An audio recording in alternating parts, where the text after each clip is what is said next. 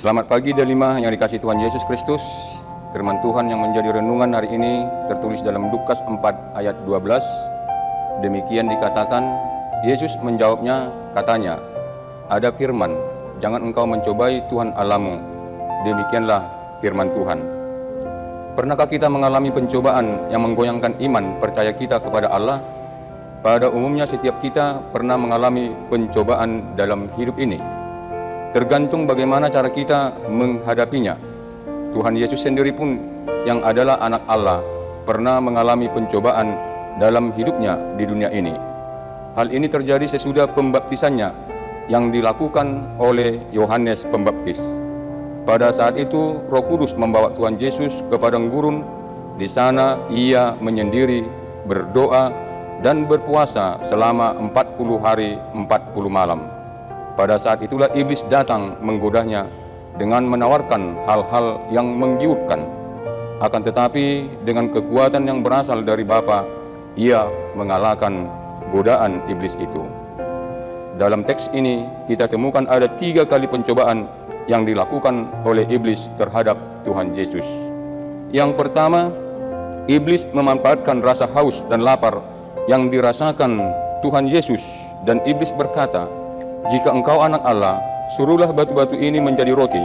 Tuhan Yesus menolak tawaran itu dengan menjawab, ada tertulis manusia hidup bukan dari roti saja, melainkan juga dari setiap firman yang keluar dari mulut Allah. Yang kedua, iblis membawanya ke tempat yang tinggi dan memperlihatkan segala kerajaan duniawi, kekuasaan, dan kemuliaan. Dan dengan bangga iblis menjanjikan dan memberikan semua itu kepada Tuhan Yesus bila Tuhan Yesus mau bersujud dan menyembahnya. Tuhan Yesus menjawab si iblis, engkau harus menyembah Tuhan Allahmu dan hanya kepada Dia sajalah engkau berbakti.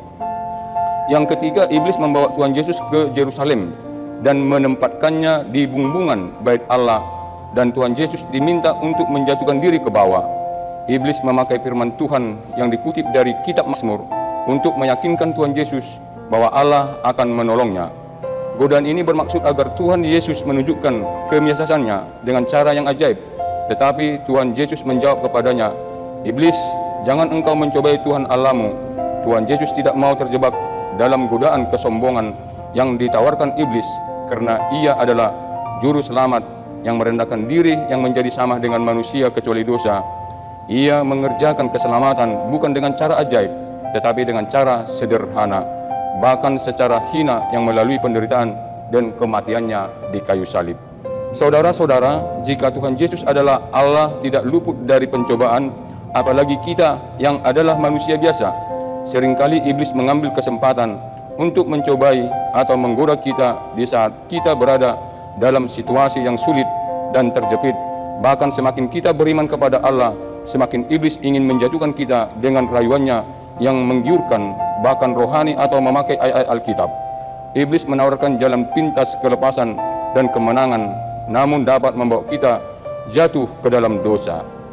Jika kita lemah dan tidak waspada, maka iblis dapat dengan mudah menguasai hati dan hidup kita.